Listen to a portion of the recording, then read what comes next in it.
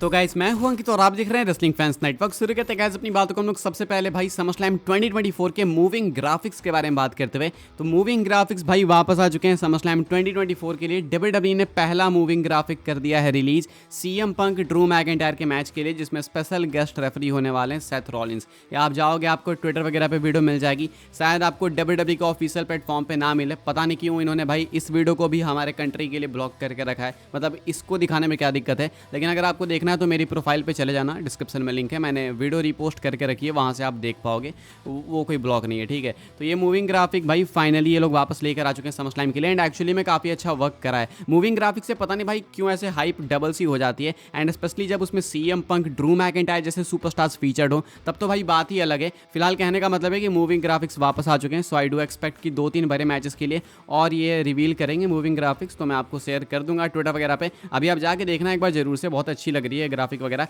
Specially CM Punk इतने time बाद देखने को मिल रहे हैं एक प्रॉपर इन रिंग एक्शन में, सिंगल्स मैच के अंदर, वो भी तो मजा आएगा देखने में। बाकी अभी के हिसाब से मूविंग ग्राफिक्स डब्ल्यूडब्ल्यूई ने रिवील करी है, रिलीज करी है। आगे बढ़ते हैं गाइस, बात करते हैं अगली स्टोरी के बारे में, जो कि है समरस्लैम के मैच कार्ड को लेके। सीएम पंक कमेंट करते हैं समरस्लैम के मैच कार्ड के ऊपर एंड कहते हैं कि समरस्लैम का मैच कार्ड होने वाला है रेसलमीनिया से बेटर। उन्हें लगता है कि रेसलमीनिया 40 के मैच कार्ड से बेटर मैच कार्ड है समरस्लैम का। इवन ये भी लगता है कि समरस्लैम बेटर होगा रेसलमीनिया से भी। कहते हैं सीएम पंक रिसेंटली इंटरव्यू के अंदर, this card to me honestly possibly better than a WrestleMania, may be not the best but I haven't had my coffee yet this morning. तो कहते हैं हो सकता है मैं गलत हूँ, बिकॉज मैंने अपनी कॉफ़ी नहीं पी है, तो हो सकता है मैं गलत भी बोल सकता हूँ, बट आई डू थिंक कि रेसलमीनिया के मैच कार्ड से बेटर है ये वाला समरस्लैम का मैच कार्ड। अब रेसलमीनिया 40 ऐसे ये प्रॉपर स्पेसिफाई नहीं करते कि मैं रेसलमीनिया 40 की बात कर रहा हूँ, कहते हैं कि रेसलमीनियाज के भी कार्ड से बेटर है। अभी इनके अकॉर्डिंग है भाई। बाकी आपको क्या लगता है कि समरस्लैम का मैच कार्ड बेटर है रेसलमीनिया के मैच कार्ड से?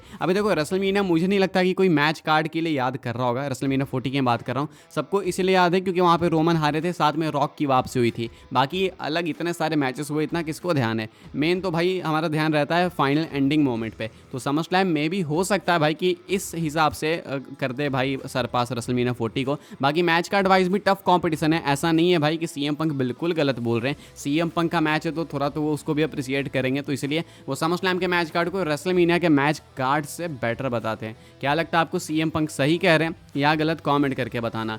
आगे बढ़ते हैं गाइस, बात करते हैं अगली स्टोरी के बारे में, जो कि अगेन इनके ही मैच से रिलेटेड है, CM Punk and Drew McIntyre के मैच से रिलेटेड। सेथ रॉलिंस कमेंट करते हैं कि क्या हम एक्सपेक्ट कर सकते हैं कि वो फिजिकल होंगे सीएम पंक एंड मैकिंटायर के मैच में, बिकॉज वो स्पेशल गेस्ट रेफरी होने वाले हैं। तो क्या कहते हैं रॉलिंस कहते हैं कि नहीं भाई, तुम्हें ये सब एक्सपेक्ट नहीं करना चाहिए। मैं स्पेशल गेस्ट रेफरी के रोल में इसलिए नहीं हूँ क्योंकि मुझे इनसे भिड़ना है, ऐसा कुछ नहीं है। मैं तो बहुत खुश हो जाऊंगा इन दोनों को आपस में लड़ते हुए भिड़ते हुए देख के। जब ये दोनों एक दूसरे को मार पीट रहे होंगे तो मुझे बहुत सुकून मिलेगा, ऐसा कहते हैं रॉलिंस। कहते हैं कि मैं रेफरी इसलिए नहीं बनाऊं क्योंकि मैं अभी अपने हाथ आजमा सकूं, मैं रेफरी इसलिए बनाऊं बिकॉज मुझे पता है कि और कोई भी ऑफिशियल इस मैच को ऑफिशिएट नहीं करना चाहता है इन दोनों की वजह से, तो इसलिए बीच में मुझे आना पड़ रहा है। एंड ये मेरे कैरियर में पहली बार होने वाला है कि मैं स्पेशल गेस्ट रेफरी बनाऊं किसी मैच के लिए। तो मैं चाहता हूं कि चीज़ें अच्छे से जाएँ, स्मूथली जाएँ। तो मैं फिजिकल होने की नहीं सोच रहा हूँ, ऐसा प्लान नहीं कर रहे हैं, बट हमें पता है भाई कि सर्कमस्टेंसेस में भी ऐसे बन सकते हैं जहाँ पे रॉलिंस को फिजिकल होना पड़े। तो एक पॉसिबिलिटी है, कंफर्म नहीं है, बट आई डू एक्सपेक्ट कि रॉलिंस शायद फिजिकल होंगे। बाकी नहीं भी होंगे तो कुछ ना कुछ ऐसा तो कारनामा कांड ये कर ही देंगे भाई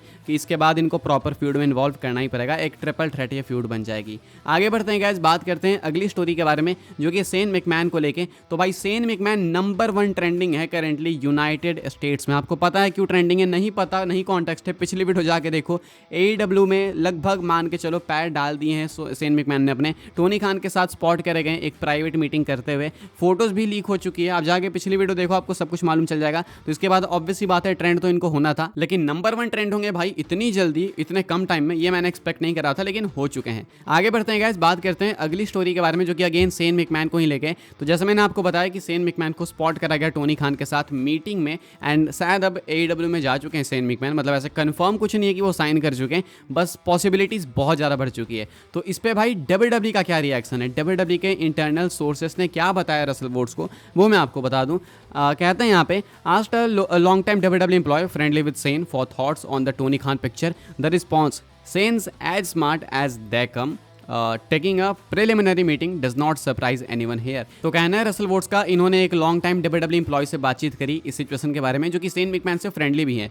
तो इनका क्या कहना है, इनका रिस्पॉन्स आया कि शेन मैकमैन काफ़ी स्मार्ट है, उसको पता है वो क्या कर रहा है क्या नहीं कर रहा है, तो एक प्रिलिमिनरी मीटिंग लेने से कुछ भी चीज़ें फाइनलाइज नहीं होती है एंड ये चीज़ हमको सरप्राइज भी नहीं कर रही है। यानी वो कहते हैं कि हमें एक्सपेक्टेड था कि हाँ ये चीज़ हो सकती है, तो इसमें कुछ भी शॉकिंग नहीं है। अब एक्चुअली में शॉकिंग है भाई, अगर कोई भी बोले कि ये शॉकिंग नहीं है। अभी देखो दो लोगों के लिए शॉकिंग नहीं है, या तो टोनी खान के लिए और दूसरा तो भाई मान के चलो उसके लिए शॉकिंग नहीं है जिसको पता ही है डब्ल्यूडब्ल्यू के अंदर कि ये जाएगा ही एडब्ल्यू में जाएगा, वरना बाकी सब के लिए तो भाई शॉकिंग है ही है। हम सबको पता है कि ये कितनी शॉकिंग चीज़ है एंड अगर किसी दिन आ गए ना शेन मैकमैन एडब्ल्यू के अंदर तो फिर बवाल मच जाने वाला है। अभी के हिसाब से डब्ल्यूडब्ल्यू का इंटरनल रिएक्शन कुछ इस तरीके से कि ठीक है एक मीटिंग से क्या हो जाएगा, हमने तो देखा है, मतलब हमने एक्सपेक्ट करा है, हम ऐसी चीज़ें बहुत देख चुके हैं। इस तरीके की बातचीत है भाई करेंटली। आगे बढ़ते हैं गाइस, बात करते हैं अगली स्टोरी के बारे में जो कि वाइट 6 को लेकर। तो आपने मंडे नाइट रॉ देखा होगा तो आपको मालूम होगा वाइट 6 को अनमास्क कर दिया डब्ल्यूडब्ल्यू ने। हमें देखने को मिल गया भाई Joe Gacy, Erick Rowan and Dexter Lumis. तो ये चीज़ बहुत सारे लोगों को पसंद आई, कुछ लोगों को नहीं भी पसंद आई। तो former WWE superstar and WWE legend Bully Ray इस चीज़ को